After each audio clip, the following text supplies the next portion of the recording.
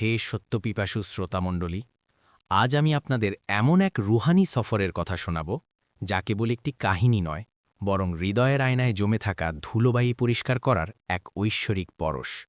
এটি সেই সময়ের কথা যখন মানুষের কপাল সেজদার চিহ্ন বহন করত, আর অন্তর ছিল দুনিয়ার মোহমুক্ত। এটি এক মকবুল বান্দার সেই আত্মত্যাগের উপাখ্যান যেখানে বনের পশুর কৃতজ্ঞতা, শত্রুর হিংসে আর আল্লাহ কুদরতি নেয়ামত মিলেমিশে একাকার হয়ে গিয়েছিল।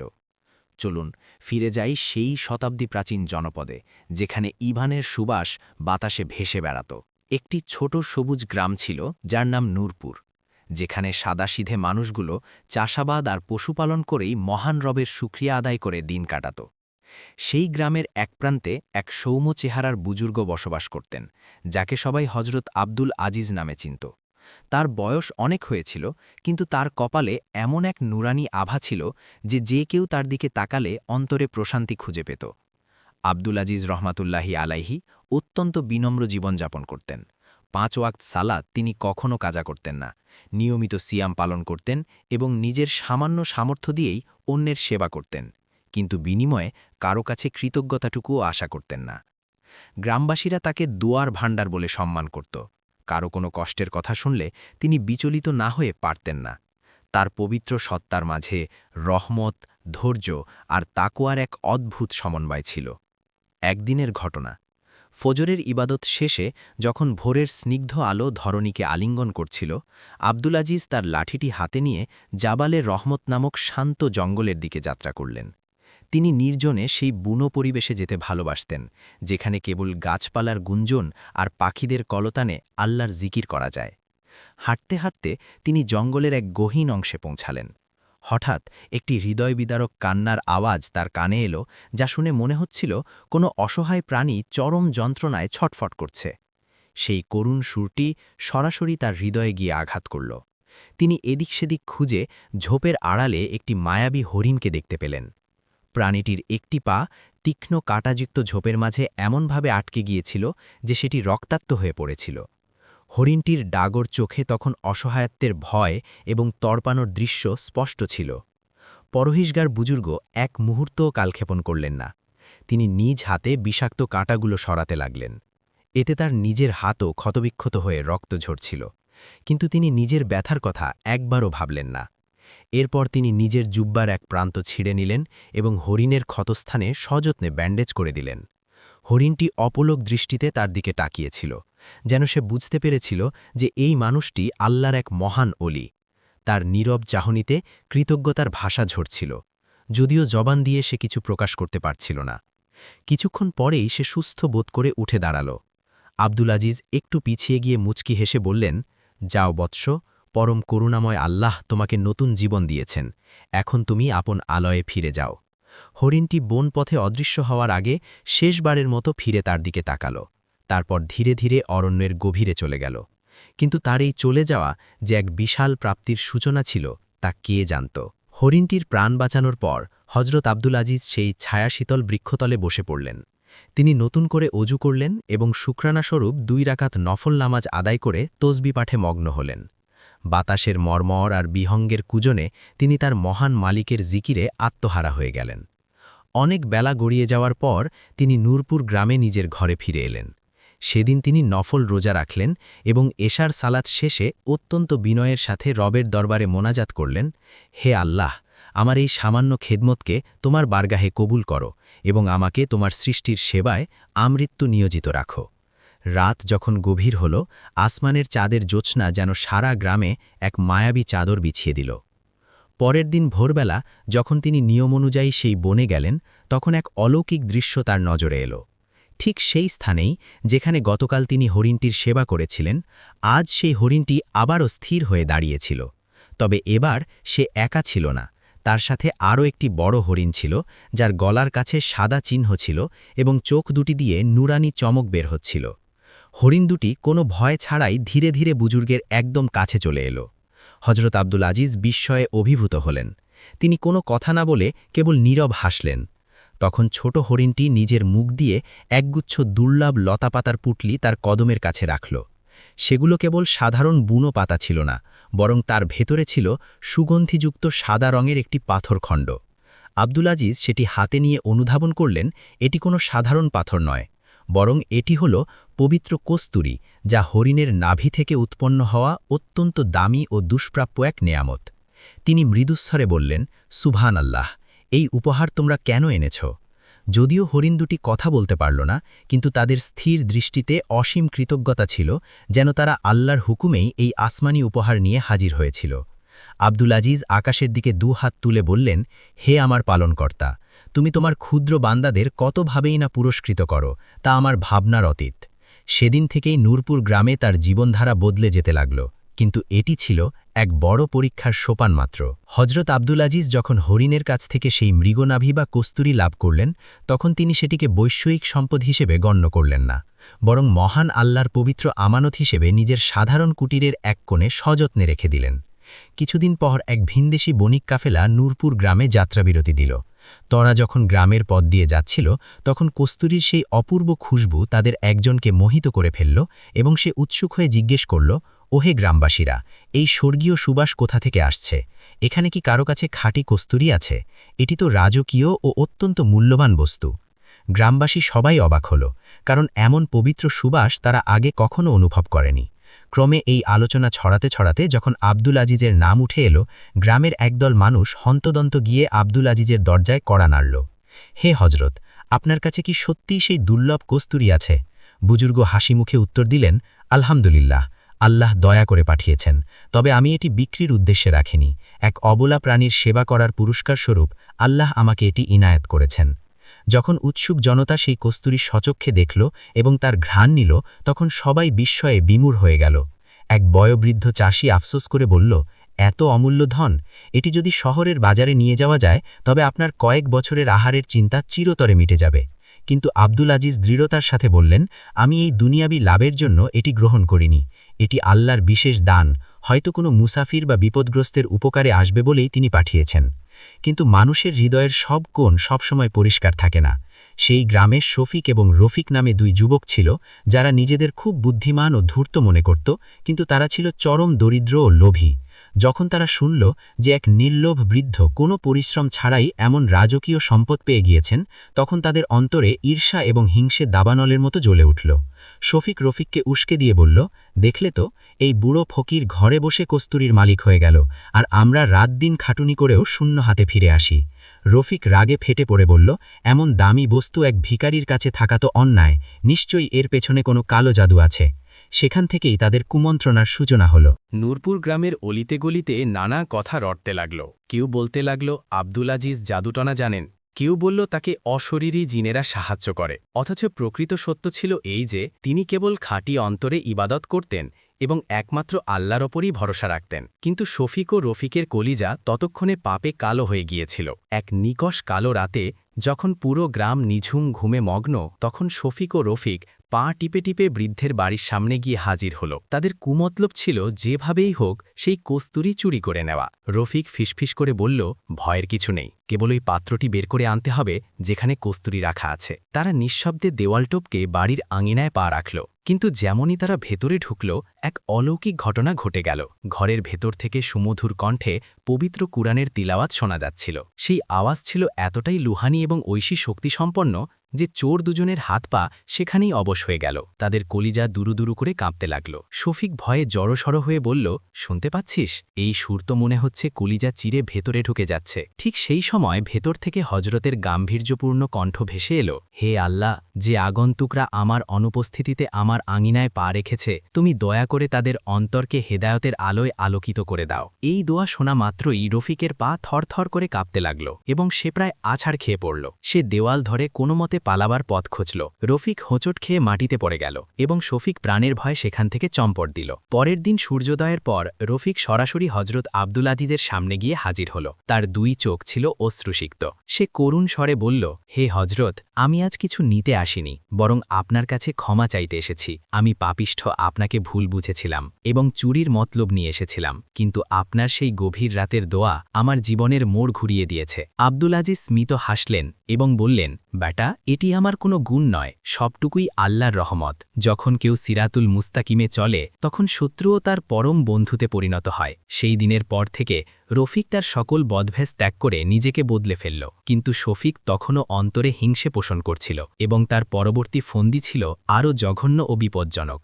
যখন শফিক জানতে পারল যে রফিক হজরতের হাতে তওবা করেছে এবং এখন তার কাছে নিয়মিত কুরআন সবক নেয়, তখন তার হিংসার আগুন আরও তীব্র হল। সে ঘৃণা ভরে বিড়বিড়িয়ে বলল, সবাই একে একে ওই বৃদ্ধের দলে ভিড়ছে, এভাবে চললে নূরপুর গ্রামে আমার আধিপত্য বলতে কিছুই থাকবে না। এবার শফিক এক ভয়াবহ ষড়যন্ত্রের জাল বুনল। হজরত আব্দুল আজিজের ওপর মিথ্যে অপবাদ রটিয়ে তাকে গ্রাম ছাড়া করা। সে গ্রামের অশিক্ষিত মানুষদের মাঝে ফিসফিস করে বলতে শুরু করল, ওহে গ্রামবাসীরা, একটু ভেবে দেখুন তো, বনের হরিণ এসে কাউকে এমনি এমনি কস্তুরি দিয়ে যায়? এটি তো অসম্ভব। নিশ্চয়ই ওনার সাথে শয়তানি শক্তি বা জাদুর সম্পর্ক আছে। আস্তে আস্তে একদল মানুষ তার এই প্রোপাগান্ডাকে সত্য বলে বিশ্বাস করতে শুরু করল। গুজব দাবানলের মতো ছড়িয়ে পড়ল। আব্দুল আজিজ কি সত্যিই তুকতাক করেন? তিনি কি বনের নির্জনে শয়তানের সাথে সখ্যতা করে তুলেছেন? অবশেষে গ্রামে একটি বিচার সভা বা সালিস ডাকা হল। সরপঞ্চের তলবে হজরত আব্দুল আজিজকে সেখানে আসতে হল এবং পুরো গ্রামবাসী সেখানে সমবেত হল। সরপঞ্চ গম্ভীর স্বরে বললেন, আব্দুল আজিজ, কিছু লোক অভিযোগ করছে যে তোমার সেই কস্তুরি পাওয়ার পেছনে কোনো অশুভ ইশারা আছে। তুমি আমাদের সত্যিটা বলো, এর রহস্য কি? উপস্থিত সবার তীক্ষ্ণ দৃষ্টি তখন হজরতের ওপর নিবদ্ধ হল। অনেকেই তার অতীত উপকারগুলোর কথা মুহূর্তেই ভুলে গিয়েছিল। হজরত আব্দুল আজিজ অত্যন্ত শান্ত ও স্থির কণ্ঠে উত্তর দিলেন, আমি কখনো মিথ্যার আশ্রয় নেই না। আমি কেবল এক আর্ত হরিণের সেবা করেছিলাম। পরবর্তীতে সেই প্রাণীটি আমাকে এই উপহার দিয়ে কৃতজ্ঞতা প্রকাশ করে। এটি কেবলই দয়াময় আল্লাহর এক বিশেষ অনুগ্রহ। এখানে আমার কোনো কারসাজি নেই। সামনে যে শফিক দাঁড়িয়েছিল সে বজৎকা হয়ে উঠল। সঙ্গে বদমাস শফিক সেই দোয়া শুনে মুখে হাসি চাপা দিল। চোর শফিক তখনও কোনো রকমে আত্মসম্বরণ করে সেখান থেকে প্রায় পালাবার পথ খুঁজল। তরু সে গ্রামবাসীদের মাঝে ফিসফিস করে বলতে লাগল। ততক্ষণে যারা শফিকের কথায় মজিত হয়েছিল তারা ভিড় ঠেলে সামনে এগিয়ে এলো এবং দৃঢ়ভাবে বলল, শফিক, তুমি নিজেই বলেছ যে অনেক গ্রামবাসী এই সকলের সাক্ষী আছে। অবশেষে সরপঞ্চ রায় দিলেন, আব্দুল আজিজ আমাদের নূরপুর গ্রামের মুকুট। যে ওনাকে মিথ্যে অপবাদ দেবে তাকেই গ্রাম থেকে বহিষ্কার করা হবে। শফিকের মুখ চুন হয়ে গেল এবং সে ক্রোধে সেখান থেকে প্রস্থান করল। শফিক এখন হিংসে আর ঘৃণায় হিতাহিত জ্ঞান শূন্য হয়ে পড়েছিল। প্রকাশ্য সভায় তার চরম অপমান হয়েছিল এবং গ্রামের প্রতিটি মানুষ হজরত আব্দুল আজিজকে নতুন করে সম্মান দিতে শুরু করেছিল। সে মনে মনে পণ করল, হয় এই গ্রামে ওই বৃদ্ধ থাকবে, নয়তো আমি জাবালে রহমতের সেই গহীন বন তন্নতন্ন করে খুঁজব যেখান থেকে ওই কস্তুরি এসেছে। আমাকেও তেমন কিছু হাসিল করতে হবে, অথবা প্রমাণ করতে হবে যে বুড়োটা আস্ত এক মিথ্যুকে। সেই সন্ধ্যায় শফিক তার সাথে একটি শানিত ছুরি, একটি ঝোলা আর কিছু শুকনো খাবার নিয়ে জঙ্গলের দিকে পা বাড়াল। সে ঠিক সেই দুর্গম পথটিই বেছে নিল যা দিয়ে হজরত চলাফেরা করতেন। অরণ্যের গভীরতা বাড়তে লাগল, সূর্য দিগন্তে ঢলে পড়ল এবং ঘন অন্ধকার গাছের ডালপালা দিয়ে নেমে এলো। শফিক গাছের আড়ালে আড়ালে পাগলের মতো খুঁজতে লাগল, কোথায় সেই হরিণ, কোথায় সেই কস্তুরি? কেবল ওই বৃদ্ধই কি ভাগ্যের মালিক হবে? এভাবে ঘণ্টার পর ঘণ্টা পার হয়ে গেল। ক্লান্তিতে অবসন্ন হয়ে সে যখন একটি ডালিম গাছের তলায় বসল তখনই কিছু অদ্ভুত ধ্বনি আর আলোর ঝলকানি দেখতে পেল। বনের নিস্তব্ধতা চিরে ঝোপঝাড়ের আড়ালে এক রেশমি আলোর আভা পরিলক্ষিত হল। শফিক চোখ মুছে দাঁড়িয়ে পড়ল। এটি কি হতে পারে? সে সন্তর্পণে ঝোপ সরাল। সেখানে দুটি হরিণ দাঁড়িয়েছিল এবং তাদের মাঝে সেই ছোট হরিণটিও ছিল যাকে বৃদ্ধ বাঁচিয়েছিলেন। শফিকের চোখ লোভে চকচক করে উঠল যখন সে দেখল হরিণটির নাভি থেকে একটি বস্তু ঝরে পড়ল। এটি আবারও একদলা কস্তুরি ছিল। সে উন্মত্তের মতো ঝাঁপিয়ে পড়ে বলল, অবশেষে পেয়ে গেছি। এখন আমার হাতে ধন আর প্রমাণ দুই আছে। কিন্তু যেমনই সে কস্তুরিটি স্পর্শ করতে উদ্যত হল তার সারা শরীর কেঁপে উঠে চোখের সামনে সব অন্ধকার হয়ে গেল। অরণ্যের নিস্তব্ধতা চিরে এক গম্ভীর গায়েবী আওয়াজ এলো, এই নেয়ামত কেবল তাদের জন্য যারা নিঃস্বার্থভাবে নেক কাজ করে, লোভীদের জন্য নয়। পরের দিন সকালে গ্রামের রাখালরা যখন বনের দিকে গরু চড়াতে গেল তারা দেখল শফিক মৃতপ্রায় অবস্থায় পড়ে আছে। তারা তাকে ধরাধরি করে গ্রামে ফিরিয়ে আনল। যখন তার চেতনা ফিরল তার মুখমণ্ডল ফ্যাকাশে হয়ে গিয়েছিল এবং চোখে এক দীর্ঘস্থায়ী ত্রাস গেঁথে গিয়েছিল। সে টলটে টলটে গিয়ে হজরত আব্দুল আজিজের পায়ে লুটিয়ে পড়ল এবং হাউমাউ করে কাঁদতে কাঁদতে বলল, হজরত, আমি অনেক বড় গুনাহ করে ফেলেছি। আমি হিংসে করতে থাকলাম আর আপনি আমার মঙ্গল কামনা করলেন। হজরত আব্দুল আজিজ মমতাময় হাতে তার মাথায় হাত বুলিয়ে বললেন, বেটা, হিংসা হলো সেই বিধ্বংসী আগুন যা সবার আগে তাকেই ছাই করে যে তার নিজের মনে জ্বালিয়ে রাখে। শফিকে শয়তানি প্রকাশ পেয়ে গিয়েছিল। সে গ্রামবাসীর সামনে তওবা করল এবং এখন সেও নামাজ, রোজা আর ভালো কাজের পথে ধাবিত হল। নূরপুর গ্রামে এক স্বর্গীয় শান্তি বিলাজ করতে লাগল। বুজুর্গের সম্মান এখন আগের চেয়ে বহুগুণ বৃদ্ধি পেল। কিন্তু একজন প্রকৃত অলির জীবনে পরীক্ষা কখনো থেমে থাকে না, বরং তা পর্যায়ক্রমে আসতেই থাকে। সেদিন ছিল গ্রীষ্মের এক প্রখর দুপুর। সূর্য যেন আকাশ থেকে আগুনের লেলিহা শিখা বর্ষণ করছিল। বাতাস একদম থমকে গিয়েছিল এবং তৃষ্ণার্ত জমিন উত্তপ্ত লোহার মতো জ্বলছিল। হজরত আব্দুল আজিজ সেদিনও রোজা ছিলেন এবং জঙ্গলের ধারের একটি ছোট্ট কূপের কাছে বসে আল্লাহর স্মরণে মগ্ন ছিলেন। দূর থেকে তিনি দেখলেন একজন পথচারী ধুঁকতে ধুঁকতে তার দিকে এগিয়ে আসছে। লোকটির পরনের পোশাক ধুলোয় ধূসরিত, কপাল ঘামে ভেজা এবং পায়ে কোনো জুতো নেই। সে এমনভাবে টলছিল যেন শত শত মাইল পথ পাড়ি দিয়ে সে ক্লান্ত হয়ে পড়েছে। যখন সে কাছাকাছি এলো, হজরত দেখলেন তার নিঃশ্বাস খুব দ্রুত পড়ছে, ঠোঁট ফেটে চৌচির হয়ে গেছে এবং তৃষ্ণায় তার প্রাণ অষ্টাগত। দয়াবান বুজুর্গ কালক্ষেপণ না করে উঠে দাঁড়ালেন, নিজের কলস থেকে শীতল পানি ঢাললেন, একটি সুতি কাপড় ভিজিয়ে লোকটির কপালে রাখলেন। ভাই, তুমি একটু জিরিয়ে নাও, শান্ত হও, এই নাও, বিসমিল্লা বলে এই শরবতটুকু পান করো, তিনি মমতার সাথে বললেন। মুসাফির কাঁপতে থাকা হাতে পানিটুকু নিল এবং এক নিঃশ্বাসে সবটা পান করে ফেলল। এরপর সে হজরতের হাত জড়িয়ে ধরে চুমু খেল এবং বলল, আপনি কল্পনাও করতে পারবেন না আপনি কার প্রাণ রক্ষা করেছেন। আমি কেবল এক সাধারণ পথিক নই, আমি এক রুহানি তালাশে বের হওয়া দরবেশ। আল্লাহর পক্ষ থেকে আপনার পরীক্ষা নিতেই আমি এখানে প্রেরিত হয়েছি। হজরত অবাক হলেন এবং জিজ্ঞেস করলেন, পরীক্ষা? কিসের পরীক্ষা? মুসাফির আকাশের দিকে অঙ্গুলি নির্দেশ করে বলল, আমি বহু কাল ধরে এমন এক সালেহ বান্দার খোঁজ করছিলাম যে পার্থিব স্বার্থ ছাড়াই সৃষ্টির সেবা করে। আমি অনেক জায়গায় গিয়েছি, কিন্তু কেউ টাকার বিনিময়ে পানি দিয়েছে, আবার কেউ সন্দেহের চোখে তাকিয়েছে। আপনিই প্রথম ব্যক্তি যিনি কোনো পরিচয় না জেনেই নিজের ইফতারের পানিটুকু আমাকে দিয়ে দিলেন। হজরত বিনীত হয়ে বললেন, ভাই, আমি তো কেবল আমার মাওলার হুকুম পালন করেছি। তৃষ্ণার্তকে পানি পান করানো তো রাসূলুল্লাহর শিক্ষা। মুসাফির তখন একটি মখমলের থলি বের করল, যা স্বর্ণমুদ্রা ও রত্নালঙ্কারের টুইটুম্বুর ছিল।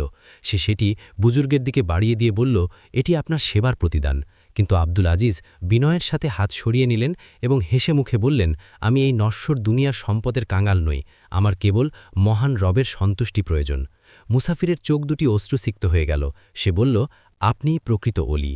আপনি কেবল আমার তৃষ্ণা মেটাননি, বরং আমার বিশ্বাসকে পুনরুজ্জীবিত করেছেন। বিদায় নেওয়ার সময় সে বলল, আমি এখন বিদায় নিচ্ছি, তবে মনে রাখবেন আল্লাহ আপনার নামকে বরকতময় করবেন এবং একটি নিশান আপনার কাছে রেখে যাবেন। যখন সেই নিশানটি নিজে থেকেই প্রকাশিত হবে, বুঝবেন আল্লাহর তরফ থেকে আপনার জন্য এক নতুন রহমতের দুয়ার খুলে গিয়েছে। সে আব্দুল আজিজকে একটি চমৎকার কারুকার্যমণ্ডিত ঝিনুক বা সিপ দিয়ে গেল, যা ছিল বন্ধ এবং তাতে হালকা জ্যোতি বিচ্ছুরিত হচ্ছিল। এটি নিজে খোলার চেষ্টা করবেন না, নির্দিষ্ট সময়ে এটি স্বয়ংক্রিয়ভাবে খুলে যাবে। এতটুকু বলে মুসাফির সেই বিরান প্রান্তরে অদৃশ্য হয়ে গেল। হজরত আব্দুল আজিজ সেই ঝিনুকটি নিজের জায়নামাজির নিচে রেখে দিলেন। কোনো লোভ নেই, কোনো কৌতূহল নেই, কেবল রবের প্রতি অবিচল আস্থা। এরপর থেকে হজরত আব্দুল আজিজ সেই ঝিনুকটি নিজের সংরক্ষিত স্থানে রেখে দিলেন। তিনি কখনও সেটি উল্টে-পাল্টে দেখার প্রয়োজন বোধ করেননি। প্রতিদিনের মতো তার সময় আল্লাহর জিকির, তিলাওয়াত আর মানুষের দুঃখ মোচনেই অতিবাহিত হতো। একদিন গভীর চাঁদনি রাতে, যখন বাতাস ছিল অত্যন্ত শীতল এবং আসমান ছিল মেঘমুক্ত, হজরত তাহাজ্জুদ সালাত শেষে মুনাজাতে ছিলেন। হঠাৎ তিনি অনুভব করলেন পুরো কামরায় এক অদ্ভুত স্বর্গীয় আলো বিচ্ছুরিত হচ্ছে। চোখ খুলে দেখলেন জায়নামাজের নিচে রাখা ঝিনুকটি মৃদু কাঁপছে এবং তা থেকে জ্যোতির ফোয়ারা বের হচ্ছে। তার মনে পড়ে গেল সেই দরবেশের কথা। তিনি কাঁপা কাঁপা হাতে ঝিনুকটি ধরলেন। সেটি তখন জীবন্ত কোনো প্রাণীর মতো উষ্ণ অনুভূত হচ্ছিল। যেমনই তিনি স্পর্শ করলেন, ঝিনুকটি অলৌকিকভাবে খুলে গেল, আর সেই ঝিনুকের গহীনে কেবল একটি মুক্ত নয়, বরং এক মহান আসমানি বার্তা লুকোনো ছিল। সেখানে একটি অত্যন্ত ক্ষুদ্র ও উজ্জ্বল স্বর্ণাভ ফলক ছিল, যা খোদাই করা লেখা ছিল আস সাবুর, যা আল্লাহর পবিত্র একটি নাম এবং যার অর্থ হল চরম ধৈর্যশীল। সেই মুহূর্তেই পুরো নূরপুর গ্রামে এক জান্নাতি সুগন্ধি ছড়িয়ে পড়ল, যেন হাজার হাজার গোলাপ আর কস্তুরী একসাথে প্রস্ফুটিত হয়েছে। গায়েবীভাবে এক প্রশান্ত কণ্ঠধ্বনি ভেসে আসল, ধৈর্যশীল বান্দাদের জন্য আল্লাহর খাজানা অবিরত উন্মুক্ত থাকে। এরপর ঝিনুকের ভেতর থেকে এক টুকরো পবিত্র রেশমি কাগজ বের হলো, যাতে একটি মানচিত্রের অভিবত ছিল। তবে সেটি কোনো পার্থিব সম্পত্তির মানচিত্র নয়, বরং সেটি ছিল এক আত্মিক উন্নতির এক পরম পথ, তওবার সোপান, সবুরের গিরিখাত, শুকরিয়ার শিখর, আর সবশেষে রজা বা রবের ইচ্ছায় আত্মসমর্পণের চূড়ান্ত গন্তব্য। হজরত অনেকক্ষণ সেই পবিত্র নকশার দিকে তাকিয়ে রইলেন, এরপর সেটি ভাঁজ করে ঝিনুকের মাঝে রেখে দিলেন এবং মনে মনে বললেন, হে আল্লাহ, তুমি এই নগণ্য বান্দাকে যা দিয়েছ তা মর্যাদা নয়, বরং এটি আমার কাঁধে এক বিশাল জিম্মাদারি। সেই রাত থেকেই হজরত আব্দুল আজিজের আধ্যাত্মিক জীবনের এক উচ্চতর মাকাম শুরু হলো। এখন তিনি কেবল মানুষের অভাব দূর করতেন না, বরং তার প্রতিটি কথা মানুষের রূহ বা আত্মাকে প্রশান্তিতে ভরিয়ে দিত। লোকে বলতো, তিনি যখন মোনাজাত করেন তখন আরশে আজিমে যেন তার প্রতিধ্বনি পৌঁছায়। কিন্তু এটি কেবল এক মহা সফরের সূচনা ছিল, কারণ সম্মুখে আরও এক কঠিন পরীক্ষা অপেক্ষা করছিল। হজরত আব্দুল আজিজের নেক দোয়ায় গ্রামের বহু পথভ্রষ্ট মানুষের জীবন আলোর পথে ফিরে এসেছিল। তিনি নূরপুর গ্রামের প্রতিটি মানুষের আস্থার ঠিকানায় পরিণত হয়েছিলেন। কিন্তু মহাপ্রভুর নিয়ম অনুযায়ী ঈমান যত মজবুত হয়, পরীক্ষাও তত কঠিন হয়। সেই বছর এক ভয়াবহ দুর্ভিক্ষ দেখা দিল। আকাশে মেঘের ঘনঘটা ছিল না, কড়া রোদে নদী নালা শুকিয়ে ফেটে গিয়েছিল, সোনালি ক্ষেতগুলো ছাই হয়ে যাচ্ছিল এবং ক্ষুধার্ত গবাদি পশুরা খাবারের খোঁজে হাহাকার করছিল। গ্রামবাসীরা নিরাশ হয়ে বলতে লাগল, আল্লাহ কি আমাদের উপর অসন্তুষ্ট হয়েছেন? চারিদিকে হাহাকার আর আর্তনাদ ছড়িয়ে পড়ল। অনেকে জীবন বাঁচাতে গ্রাম ছেড়ে অজানার পথে পাড়ি জমাতে পার লাগল। কিন্তু বেশিরভাগ মানুষ আব্দুল আজিজের উপর ভরসা রেখে সেখানেই থেকে গেল। তারা জানত, যতক্ষণ এই বুজুর্গ আমাদের সাথে আছেন, আল্লাহ আমাদের ত্যাগ করবেন না। জুমার নামাজের পর পুরো নূরপুর গ্রামের মানুষ মসজিদে সমবেত হল। সবাই হজরতের সামনে কান্নায় ভেঙে পড়ল। এক বৃদ্ধ কৃষক আহাজারি করে বলল, হে হজরত, আমরা দিনের পর দিন ইস্তিগফার করছি, সালাতুল ইস্তেস্কা আদায় করছি, তবুও আকাশ থেকে এক ফোঁটা রহমত বর্ষিত হচ্ছে না। তবে কি আমাদের আমলনামা আমাদের ধ্বংস করে দিচ্ছে? আব্দুল আজিজ সবার বিষণ্ণ মুখ দেখে তাকিয়ে অত্যন্ত দয়াভরা কণ্ঠে বললেন, দোয়া তখনই আসমানে কবুলিয়তের মর্যাদা পায় যখন তা এমন এক কুলহারা অন্তর থেকে বের হয়, যা দুনিয়ার সব আশা ছেড়ে দিয়ে কেবল মালিকের দিকে মুখ ফিরায়। জনতা সমস্বরে বলল, তাহলে আপনি আমাদের হয়ে দরখাস্ত করুন।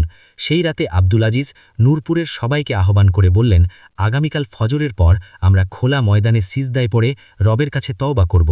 পরের দিন সূর্যোদয়ের আগেই পুরো গ্রামবাসী ঈদগাহ ময়দানে জমা হল। সবাই একসাথে সিজদায় লুকিয়ে পড়ল, অঝরে কাঁদল এবং নিজেদের গুনাহের জন্য ক্ষমা প্রার্থনা করল। হজরত আব্দুল আজিজ আকাশের দিকে দুহাত তুলে কেবল এক লাইনের একটি আর্তনাদ করলেন, হে আমার মাওলা, যদি আমরা তোমার করুণা পাওয়ার যোগ্য নাও হই, তবুও তুমি তো দানশীলতায় অতুলনীয়। ঠিক সেই সময় এক পশলা শীতল হাওয়া বইতে লাগল।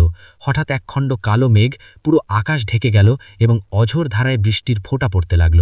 গ্রামবাসীরা আনন্দের অতিশয় আত্মহারা হয়ে গেল। শিশুরা বৃষ্টির মাঝে নেচে উঠল, আর আব্দুল আজিজ দীর্ঘ সময় সিজদায় পড়ে রইল। হে রব, তোমার অসীম করুণার শুকরিয়া।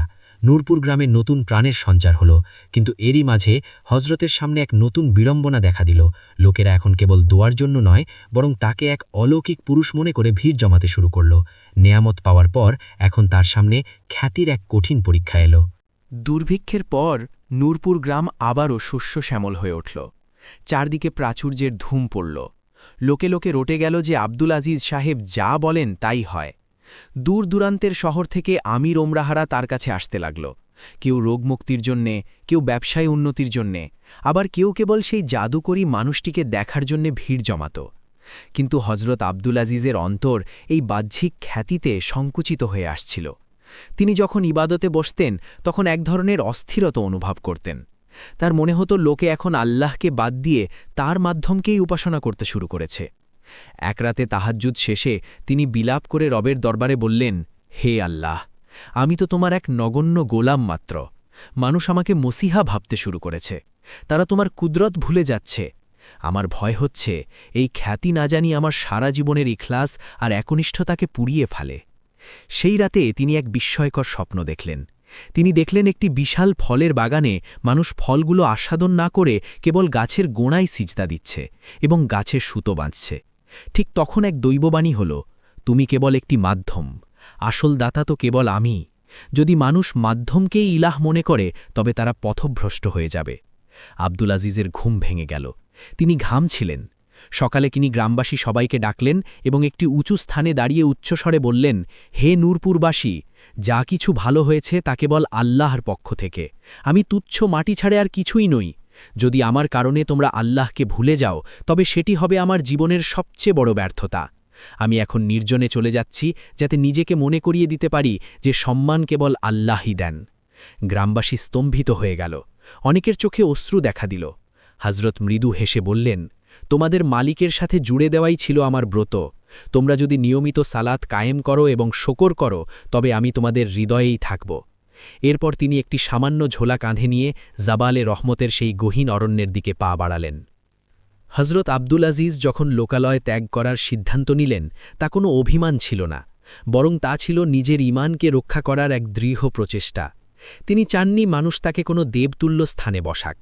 তিনি কিছু অতি প্রয়োজনীয় বস্ত্র, একটি তাসবি, এক মশক পানি আর সামান্য কটি শুকনো রুটি সম্বল করে সেই প্রাচীন বনের দিকে যাত্রা করলেন যেখানে তিনি একদা হরিণটির জীবন বাঁচিয়েছিলেন।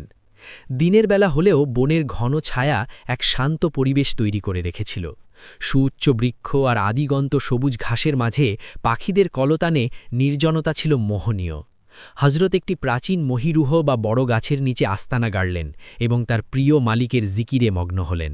ইয়া ওয়াদুদু, ইয়া সাবুরু, ইয়া ওয়াহিদু। সময় বয়ে গেল। বিকেল গড়িয়ে সন্ধ্যা নামল।